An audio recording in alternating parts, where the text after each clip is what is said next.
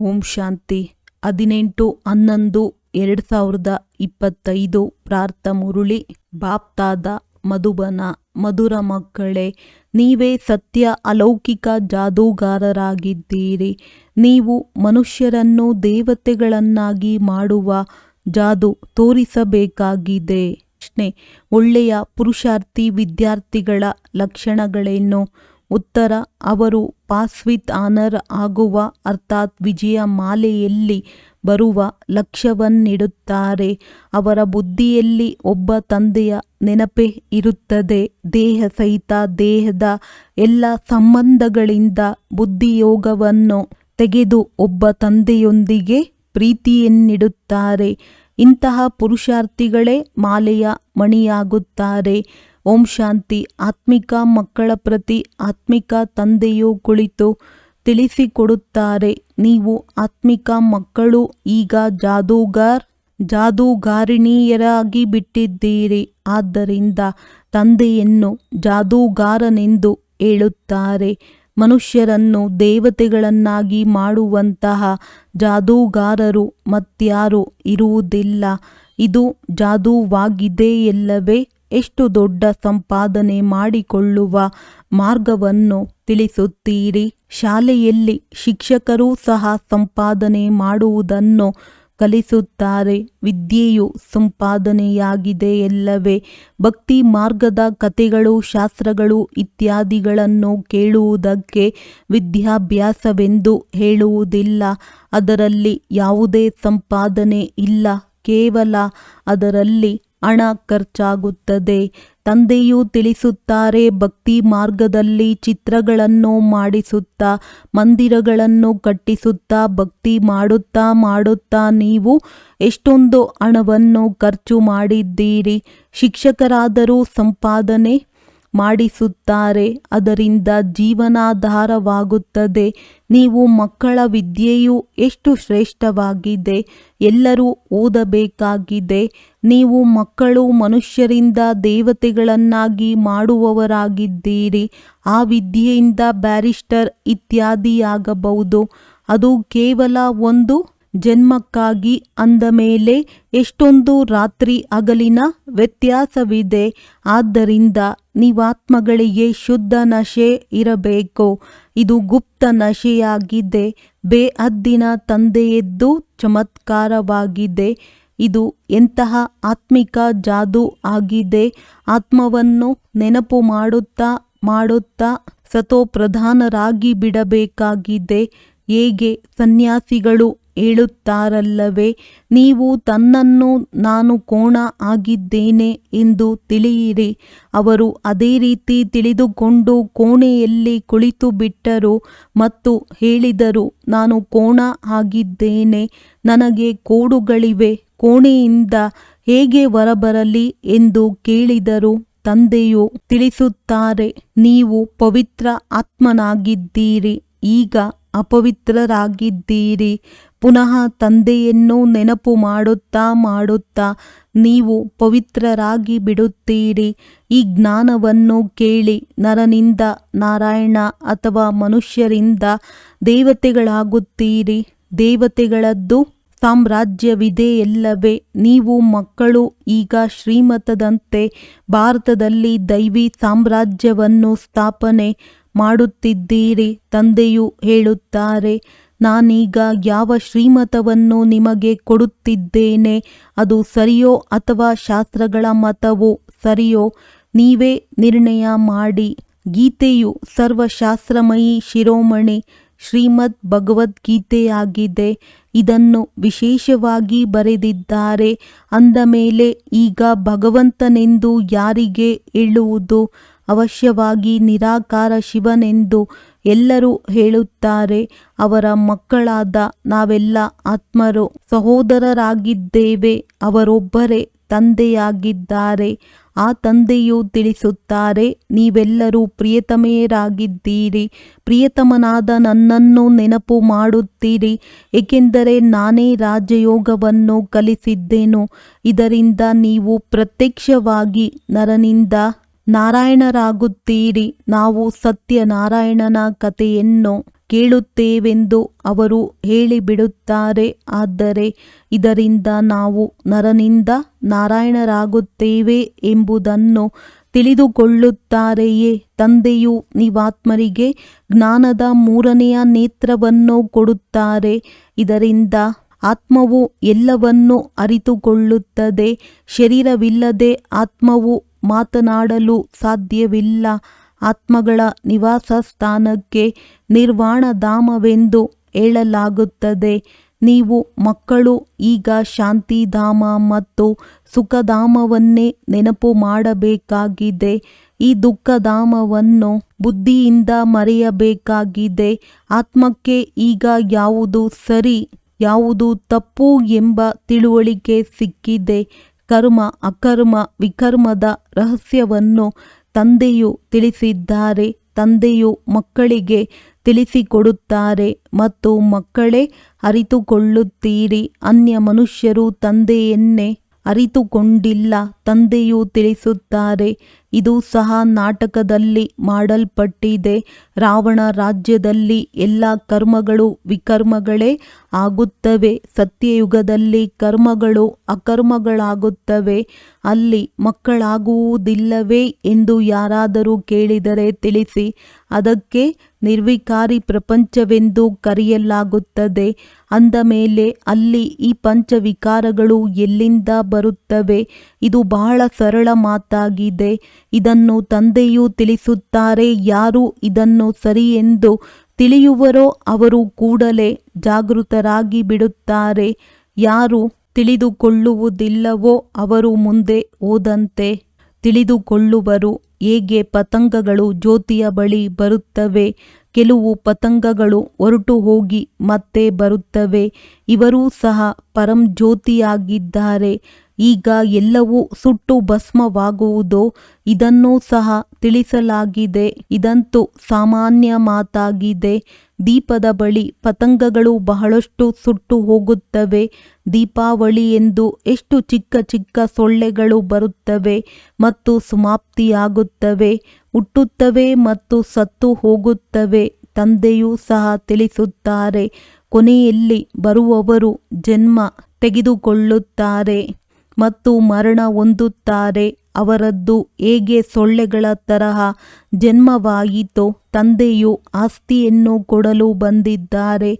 ಅಂದ ಮೇಲೆ ಪುರುಷಾರ್ಥ ಮಾಡಿ ಪಾಸ್ ವಿತ್ ಆನರ್ ಆಗಬೇಕು. ಒಳ್ಳೆಯ ವಿದ್ಯಾರ್ಥಿಗಳು ಬಹಳ ಪುರುಷಾರ್ಥ ಮಾಡುತ್ತಾರೆ. ಪಾಸ್ ವಿತ್ ಆನರ್ ಆಗುವವರದ್ದೇ ಮಾಲೆಯಾಗುತ್ತದೆ. ಎಷ್ಟು ಸಾಧ್ಯವೋ ಪುರುಷಾರ್ಥ ಮಾಡುತ್ತಾ ಇರಿ. ವಿನಾಶಕಾಲೇ ವಿಪರೀತ ಬುದ್ಧಿಯವರೆಂದು ಹೇಳುತ್ತಾರೆ. ಇದರ ಮೇಲೂ ನೀವು ತಿಳಿಸಬಹುದು.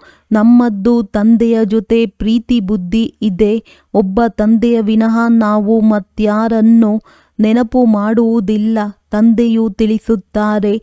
ದೇಹ ಸಹಿತ ದೇಹದ ಎಲ್ಲ ಸಂಬಂಧಗಳನ್ನು ಬಿಟ್ಟು ನನ್ನೊಬ್ಬನನ್ನೇ ನೆನಪು ಮಾಡಿ. ಏ ದುಃಖಹರ್ತ ಸುಖಕರ್ತ ಎಂದು ನೀವು ಭಕ್ತಿ ಮಾರ್ಗದಲ್ಲಿ ಬಹಳ ನೆನಪು ಮಾಡುತ್ತಾ ಬಂದಿದ್ದೀರಿ. ಅಂದಾಗ ತಂದೆಯು ಅವಶ್ಯವಾಗಿ ಸುಖ ಕೊಡುವವರಾದರಲ್ಲವೇ? ಸ್ವರ್ಗಕ್ಕೆ ಸುಖಧಾಮವೆಂದು ಹೇಳಲಾಗುತ್ತದೆ. ತಂದೆಯು ತಿಳಿಸುತ್ತಾರೆ. ನಾನು ಪಾವನರನ್ನಾಗಿ ಮಾಡುವುದಕ್ಕಾಗಿಯೇ ಬಂದಿದ್ದೇನೆ. ಯಾವ ಮಕ್ಕಳು ಕಾಮಚಿತೆಯನ್ನೇರಿ ಭಸ್ಮವಾಗಿದ್ದಾರೆಯೋ ಅವರ ಮೇಲೆ ನಾನು ಬಂದು ಜ್ಞಾನದ ಮಳೆ ಸುರಿಸುತ್ತೇನೆ. ನೀವು ಮಕ್ಕಳಿಗೆ ಯೋಗವನ್ನು ಕಲಿಸುತ್ತೇನೆ.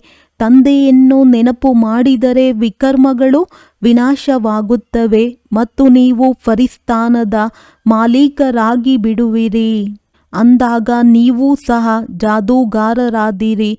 ನಮ್ಮದ್ದು ಇದು ಸತ್ಯವಾದ ಜಾದೂಗಾರಿಯಾಗಿದೆ ಎಂದು ಮಕ್ಕಳಿಗೆ ನಶೆ ಇರಬೇಕು. ಕೆಲವರು ಬಹಳ ಒಳ್ಳೆಯ ಬುದ್ಧಿವಂತ ಜಾದೂಗಾರರಿರುತ್ತಾರೆ.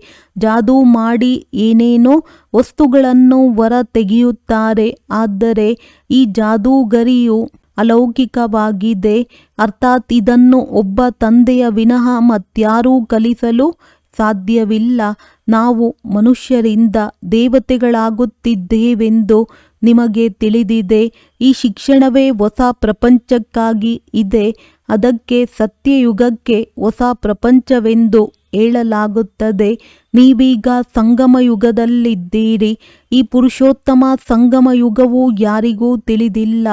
ನೀವು ಎಷ್ಟು ಉತ್ತಮ ಪುರುಷರಾಗಿದ್ದೀರಿ.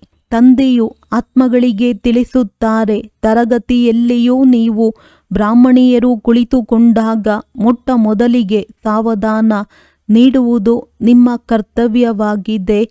ಸಹೋದರ ಸಹೋದರಿಯರೇ, ತಮ್ಮನ್ನು ಆತ್ಮನೆಂದು ತಿಳಿದು ಕುಳಿತುಕೊಳ್ಳಿ. ನಾನಾತ್ಮನು ಈ ಕರ್ಮೇಂದ್ರಿಯಗಳ ಮೂಲಕ ಕೇಳಿಸಿಕೊಳ್ಳುತ್ತೇನೆ. 84 ಜನ್ಮಗಳ ರಹಸ್ಯವನ್ನು ತಂದೆಯು ತಿಳಿಸಿದ್ದಾರೆ. ಯಾವ ಮನುಷ್ಯರು 84 ಜನ್ಮಗಳನ್ನು ತೆಗೆದುಕೊಳ್ಳುತ್ತಾರೆ? ಎಲ್ಲರೂ ತೆಗೆದುಕೊಳ್ಳುವುದಿಲ್ಲ. ಇದರ ಮೇಲೂ ಸಹ ಯಾರಿಗೂ ವಿಚಾರ ನಡೆಯುವುದಿಲ್ಲ. ಏನು? ಈಗ ನೀವು ಮಕ್ಕಳಿಗೆ ಸರಿ ತಪ್ಪನ್ನು ಅರಿತುಕೊಳ್ಳುವ ಜ್ಞಾನಚಕ್ಷು ಪ್ರಾಪ್ತಿಯಾಗಿದೆ. ಆದ್ದರಿಂದ ಸತ್ಯ ಕರ್ಮವನ್ನೇ ಮಾಡಬೇಕಾಗಿದೆ. ನೀವು ತಿಳಿಸುತ್ತೀರಿ, ನಾವು ಬೇಅದ್ದಿನ ತಂದೆಯಿಂದ ಈ ಆಸ್ತಿಯನ್ನು ಪಡೆಯುತ್ತಿದ್ದೇವೆ. ನೀವೆಲ್ಲರೂ ಪುರುಷಾರ್ಥ ಮಾಡಿ. ಆ ತಂದೆಯು ಎಲ್ಲ ಆತ್ಮರ ಪಿತನಾಗಿದ್ದಾರೆ. ಆ ತಂದೆಯು ನೀವಾತ್ಮರಿಗೆ ತಿಳಿಸುತ್ತಾರೆ, ಈಗ ನನ್ನನ್ನು ನೆನಪು ಮಾಡಿ ತನ್ನನ್ನು ಆತ್ಮನೆಂದು ತಿಳಿಯಿರಿ. ಆತ್ಮದಲ್ಲಿಯೇ ಸಂಸ್ಕಾರವಿದೆ. ಸಂಸ್ಕಾರವನ್ನು ತೆಗೆದುಕೊಂಡು ಹೋಗುತ್ತೀರಿ. ಕೆಲವರದ್ದು ಬಾಲ್ಯದಲ್ಲಿಯೇ ಹೆಸರು ಬಹಳ ಪ್ರಸಿದ್ಧವಾಗುತ್ತದೆ. ಆಗ ಇವರು ಇಂದಿನ ಜನ್ಮದಲ್ಲಿ ಇಂತಹ ಯಾವುದೋ ಪುಣ್ಯ ಕರ್ಮ ಮಾಡಿದ್ದಾರೆ ಎಂದು ತಿಳಿಯಲಾಗುತ್ತದೆ. ಯಾರಾದರೂ ಕಾಲೇಜು ಇತ್ಯಾದಿಗಳನ್ನು ಕಟ್ಟಿಸಿದರೆ ನಂತರದ ಜನ್ಮದಲ್ಲಿ ಚೆನ್ನಾಗಿ ಓದುತ್ತಾರೆ. ಕರ್ಮಗಳ ಲೆಕ್ಕವಿದೆಯಲ್ಲವೇ? ಸತ್ಯಯುಗದಲ್ಲಿ ವಿಕರ್ಮದ ಮಾತೆ ಇರುವುದಿಲ್ಲ. ಕರ್ಮವನ್ನಂತೂ ಅವಶ್ಯವಾಗಿ ಮಾಡುತ್ತಾರೆ. ರಾಜ್ಯಭಾರ ಮಾಡುತ್ತಾರೆ, ತಿನ್ನುತ್ತಾರೆ, ಕುಡಿಯುತ್ತಾರೆ. ಆದರೆ ಉಲ್ಟಾ ಕರ್ಮ ಮಾಡುವುದಿಲ್ಲ. ಅದಕ್ಕೆ ರಾಮರಾಜ್ಯವೆಂದು ಕರೆಯಲಾಗುತ್ತದೆ. ಇಲ್ಲಿ ರಾವಣ ರಾಜ್ಯವಿದೆ. ನೀವೀಗ ಶ್ರೀಮತದಂತೆ ರಾಮರಾಜ್ಯವನ್ನು ಸ್ಥಾಪನೆ ಮಾಡುತ್ತಿದ್ದೀರಿ. ಅದು ಹೊಸ ಪ್ರಪಂಚವಾಗಿದೆ. ಹಳೆಯ ಪ್ರಪಂಚದಲ್ಲಿ ದೇವತೆಗಳ ನೆರಳೂ ಸಹ ಬೀಳುವುದಿಲ್ಲ. ಲಕ್ಷ್ಮಿಯ ಜಡಚಿತ್ರವನ್ನು ಇಟ್ಟುಕೊಂಡಾಗ ಅದರ ನೆರಳು ಬೀಳುವುದೋ? ಬೀಳಬಹುದೇ ಹೊರತು ಚೈತನ್ಯ ದೇವತೆಯ ನೆರಳು ಬೀಳಲು ಸಾಧ್ಯವಿಲ್ಲ. ನೀವು ಮಕ್ಕಳು ತಿಳಿದುಕೊಂಡಿದ್ದೀರಿ. ಎಲ್ಲರೂ ಪುನರ್ಜನ್ಮವನ್ನು ತೆಗೆದುಕೊಳ್ಳಲೇಬೇಕಾಗಿದೆ. ಹೇಗೆ ರಾಟೆ ಬಾವಿಯಿಂದ ನೀರು ಹೊರತೆಗೆಯುವ ಒಂದು ವಿಧಿ ಇರುತ್ತದೆ ಎಲ್ಲವೇ? ಅದು ಸುತ್ತುತ್ತಲೇ ಇರುತ್ತದೆ. ಹಾಗೆಯೇ ಈ ಸೃಷ್ಟಿ ಚಕ್ರವು ಸಹ ಸುತ್ತುತ್ತಿರುತ್ತದೆ. ಇದರ ಮೇಲೆಯೇ ದೃಷ್ಟಾಂತಗಳನ್ನು ತಿಳಿಸಲಾಗುತ್ತದೆ. ಪವಿತ್ರತೆಯು ಎಲ್ಲದಕ್ಕಿಂತ ಒಳ್ಳೆಯದಾಗಿದೆ.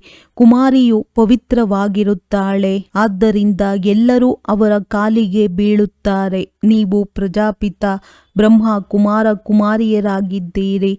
ಬಹಳ ಮಂದಿ ಕುಮಾರಿಯರೇ ಇದ್ದೀರಿ. ಆದ್ದರಿಂದ ಕುಮಾರಿಯರ ಮೂಲಕ ಬಾಣ ಹೊಡೆಸಿದರೆಂದು ಗಾಯನವಿದೆ. ಇದು ಜ್ಞಾನ ಬಾಣವಾಗಿದೆ. ನೀವು ಪ್ರೀತಿಯಿಂದ ಕುಳಿತು ತಿಳಿಸುತ್ತೀರಿ, ತಂದೆ ಸದ್ಗುರುವು ಒಬ್ಬರೇ ಆಗಿದ್ದಾರೆ. ಅವರು ಸರ್ವರ ಸದ್ಗತಿದಾತನಾಗಿದ್ದಾರೆ. ಭಗವಾನುವಾಚ ಮನ್ಮನಾಭವ. ಇದು ಮಂತ್ರವಲ್ಲವೇ? ಇದರಲ್ಲಿಯೇ ಪರಿಶ್ರಮವಿದೆ. ತನ್ನನ್ನು ಆತ್ಮನೆಂದು ತಿಳಿದು ತಂದೆಯನ್ನು ನೆನಪು ಮಾಡಿ. ಇದು ಗುಪ್ತ ಪರಿಶ್ರಮವಾಗಿದೆ. ಆತ್ಮವೇ ತಮೋಪ್ರಧಾನವಾಗಿದೆ, ಮತ್ತೆ ಸತೋಪ್ರಧಾನವಾಗಬೇಕಾಗಿದೆ. ತಂದೆಯು ತಿಳಿಸಿದ್ದಾರೆ, ಆತ್ಮಗಳು ಮತ್ತು ಪರಮಾತ್ಮನು ಬಹಳ ಕಾಲ ಅಗಲಿ ಹೋಗಿದ್ದರು. ಯಾರು ಮೊಟ್ಟ ಮೊದಲಿಗೆ ತಂದೆಯಿಂದ ಅಗಲಿದ್ದರೋ ಅವರೇ ಮೊಟ್ಟ ಮೊದಲಿಗೆ ಮಿಲನ ಮಾಡುವರು. ಆದ್ದರಿಂದ ಅಗಲಿ ಹೋಗಿ ಮರಳಿ ಸಿಕ್ಕಿದ ಮಕ್ಕಳೇ ಎಂದು ತಂದೆಯು ಹೇಳುತ್ತಾರೆ. ತಂದೆಗೆ ತಿಳಿದಿದೆ ಯಾವಾಗಿನಿಂದ ಭಕ್ತಿಯನ್ನು ಆರಂಭಿಸಿದ್ದೀರಿ ಎಂದು. ಇದು ಅರ್ಧ ಭಾಗವಾಗಿದೆ. ಅರ್ಧ ಕಲ್ಪ ಜ್ಞಾನ, ಅರ್ಧ ಕಲ್ಪ ಭಕ್ತಿ. ಹೇಗೆ ದಿನ ಮತ್ತು ರಾತ್ರಿ 24 ಗಂಟೆಗಳಲ್ಲಿ 12 ಗಂಟೆ AM, 12 ಗಂಟೆಗಳು PM ಇರುತ್ತದೆ, ಹಾಗೆಯೇ ಕಲ್ಪವೂ ಸಹ ಅರ್ಧ ಭಾಗವಾಗಿದೆ. ಬ್ರಹ್ಮನ ದಿನ, ಬ್ರಹ್ಮನ ರಾತ್ರಿ ಅಂದ ಮೇಲೆ ಕಲಿಯುಗದ ಆಯಸ್ಸನ್ನು ಇಷ್ಟೊಂದು ಉದ್ದಗಲವಾಗಿ ಏಕೆ ಹೇಳುತ್ತಾರೆ? ನೀವೀಗ ಸರಿ ತಪ್ಪನ್ನು ತಿಳಿಸಬಲ್ಲಿರಿ. ಶಾಸ್ತ್ರಗಳೆಲ್ಲವೂ ಭಕ್ತಿ ಮಾರ್ಗದ್ದಾಗಿದೆ. ಮತ್ತೆ ಭಗವಂತನು ಬಂದು ಭಕ್ತಿಯ ಫಲವನ್ನು ಕೊಡುತ್ತಾರೆ. ಭಗವಂತನಿಗೆ ಭಕ್ತರ ರಕ್ಷಕನೆಂದು ಹೇಳಲಾಗುತ್ತದೆ ಇಲ್ಲವೇ? ಮುಂದೆ ಹೋದಂತೆ ನೀವು ಸನ್ಯಾಸಿ ಮೊದಲಾದವರಿಗೂ ಸಹ ಬಹಳ ಪ್ರೀತಿಯಿಂದ ಕುಳಿತು ತಿಳಿಸಿಕೊಡುತ್ತೀರಿ. ನಿಮ್ಮ ಫಾರ್ಮನ್ನು ಅವರು ತುಂಬುವುದಿಲ್ಲ, ತಂದೆ ತಾಯಿಯ ಹೆಸರನ್ನು ಬರೆಯುವುದಿಲ್ಲ. ಏಕೆ ಸನ್ಯಾಸ ಮಾಡಿದ್ದೀರಿ? ಕಾರಣ ತಿಳಿಸಿ ಎಂದು ಮೊದಲು ಬಾಬಾರವರು ಹೋಗಿ ಕೇಳುತ್ತಿದ್ದರು. ವಿಕಾರಗಳ ಸನ್ಯಾಸ ಮಾಡುತ್ತಾರೆ, ಆದ್ದರಿಂದ ಮನೆಯ ಸನ್ಯಾಸ ಮಾಡುತ್ತಾರೆ. ನೀವೀಗ ಇಡೀ ಪ್ರಪಂಚದ ಸನ್ಯಾಸ ಮಾಡುತ್ತೀರಿ. ನಿಮಗೆ ಹೊಸ ಪ್ರಪಂಚದ ಸಾಕ್ಷಾತ್ಕಾರವನ್ನು ಮಾಡಿಸಲಾಗಿದೆ. ಅದು ನಿರ್ವಿಕಾರಿ ಪ್ರಪಂಚವಾಗಿದೆ. ಸ್ವರ್ಗದ ರಚಯಿತ ತಂದೆಯು ಸ್ವರ್ಗವನ್ನು ಸ್ಥಾಪನೆ ಮಾಡುವವರಾಗಿದ್ದಾರೆ, ಹೂದೋಟವನ್ನಾಗಿ ಮಾಡುವವರಾಗಿದ್ದಾರೆ, ಮುಳ್ಳುಗಳನ್ನು ಹೂಗಳನ್ನಾಗಿ ಮಾಡುತ್ತಾರೆ. ಕಾಮವಿಕಾರವು ಮೊಟ್ಟಮೊದಲನೆಯ ಮುಳ್ಳಾಗಿದೆ. ಈ ಕಾಮವಿಕಾರಕ್ಕೆ ಕತ್ತಿ ಎಂದು ಹೇಳುತ್ತಾರೆ, ಕ್ರೋಧಕ್ಕೆ ಭೂತವೆಂದು ಹೇಳುತ್ತಾರೆ. ದೇವಿ ದೇವತೆಗಳು ಡಬಲ್ ಅಹಿಂಸಕರಾಗಿದ್ದರು. ನಿರ್ವಿಕಾರಿ ದೇವತೆಗಳ ಮುಂದೆ ಹೋಗಿ ವಿಕಾರಿ ಮನುಷ್ಯರು ತಲೆಬಾಗುತ್ತಾರೆ. ನೀವೀಗ ತಿಳಿದುಕೊಂಡಿದ್ದೀರಿ. ನಾವು ಇಲ್ಲಿ ಓದುವುದಕ್ಕಾಗಿ ಬಂದಿದ್ದೇವೆ. ಉಳಿದಂತೆ ಆ ಸತ್ಸಂಗಗಳಲ್ಲಿ ಹೋಗುವುದಂತೂ ಸಾಮಾನ್ಯ ಮಾತಾಗಿದೆ. ಅಲ್ಲಿ ಈಶ್ವರ ಸರ್ವವ್ಯಾಪಿ ಎಂದು ಹೇಳಿಬಿಡುತ್ತಾರೆ. ಆದರೆ ತಂದೆಯು ಎಂದಾದರೂ ಸರ್ವವ್ಯಾಪಿಯಾಗಲು ಸಾಧ್ಯವೇ? ತಂದೆಯಿಂದ ನೀವು ಮಕ್ಕಳಿಗೆ ಆಸ್ತಿ ಸಿಗುತ್ತದೆ.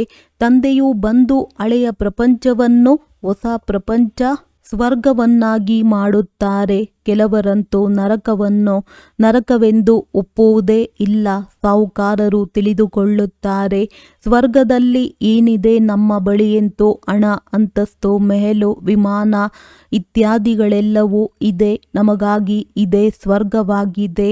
ಯಾರು ಕೊಳಕಿನಲ್ಲಿರುತ್ತಾರೆಯೋ ಅವರಿಗೆ ಇದು ನರಕವಾಗಿದೆ. ಆದ್ದರಿಂದ ಭಾರತವು ಎಷ್ಟೊಂದು ಬಡ ದೇಶ, ಕಂಗಾಲಾಗಿದೆ. ಈ ಚರಿತ್ರೆ ಭೂಗೋಳವು ಪುನಃ ಪುನರಾವರ್ತನೆಯಾಗುವುದು. ತಂದೆಯು ನಮ್ಮನ್ನು ಪುನಃ ಡಬಲ್ ಕಿರೀಟಧಾರಿಗಳನ್ನಾಗಿ ಮಾಡುತ್ತಾರೆಂದು ನಿಮಗೆ ನಶೆ ಇರಬೇಕು. ಭೂತ, ಭವಿಷ್ಯತ್, ವರ್ತಮಾನವನ್ನು ಅರಿತುಕೊಂಡಿದ್ದೀರಿ. ಸತ್ಯ ತ್ರೇತಾಯುಗದ ಕಥೆಯನ್ನು ತಂದೆಯು ತಿಳಿಸಿದ್ದಾರೆ. ನಂತರ ಮಧ್ಯದಲ್ಲಿ ನಾವು ಕೆಳಗಿಳಿಯುತ್ತೇವೆ. ವಾಮ ಮಾರ್ಗವು ವಿಕಾರಿ ಮಾರ್ಗವಾಗಿದೆ. ಈಗ ಪುನಃ ತಂದೆಯು ಬಂದಿದ್ದಾರೆ. ನೀವು ತಮ್ಮನ್ನು ಸ್ವದರ್ಶನ ಚಕ್ರಧಾರಿ ಎಂದು ತಿಳಿಯುತ್ತೀರಿ. ಚಕ್ರವನ್ನು ತಿರುಗಿಸಿ ಇದರಿಂದ ತಲೆ ಕತ್ತರಿಸುತ್ತೀರಿ ಎಂದಲ್ಲ. ಕೃಷ್ಣನಿಗೆ ಚಕ್ರವನ್ನು ತೋರಿಸಿ ಕೃಷ್ಣನು ರಾಕ್ಷಸರನ್ನು ಚಕ್ರದಿಂದ ಕೊಂದನೆಂದು ಹೇಳುತ್ತಾರೆ. ಆದರೆ ಇದು ಸಾಧ್ಯವಿಲ್ಲ. ನೀವು ತಿಳಿದುಕೊಳ್ಳುತ್ತೀರಿ, ನಾವು ಬ್ರಾಹ್ಮಣರು ಸ್ವದರ್ಶನ ಚಕ್ರಧಾರಿಗಳಾಗಿದ್ದೇವೆ.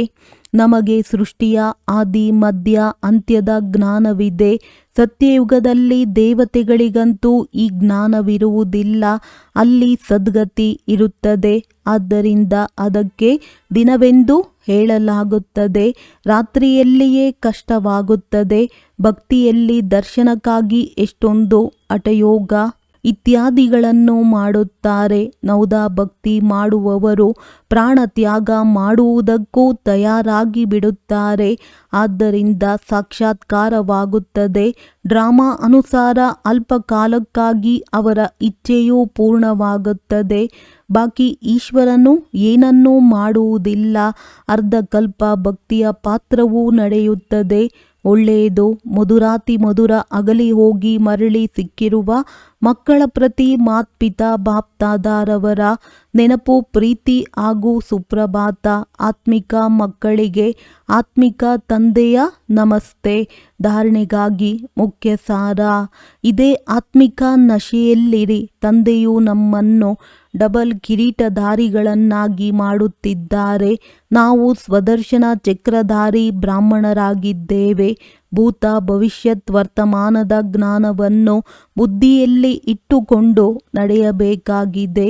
ಪಾಸ್ ವಿತ್ ಆನರ್ ಆಗಲು ತಂದೆಯೊಂದಿಗೆ ಸತ್ಯವಾದ ಪ್ರೀತಿಯನ್ನು ಇಟ್ಟುಕೊಳ್ಳಬೇಕು. ತಂದೆಯನ್ನು ನೆನಪು ಮಾಡುವ ಗುಪ್ತ ಪರಿಶ್ರಮ ಪಡಬೇಕಾಗಿದೆ. ವರದಾನ: ತಮ್ಮ ಡಬಲ್ ಲೈಟ್ ಸ್ವರೂಪದ ಮೂಲಕ ಬರುವಂತಹ ವಿಘ್ನಗಳನ್ನು ಪಾರು ಮಾಡುವಂತಹ ತೀವ್ರ ಪುರುಷಾರ್ಥಿ ಭವ.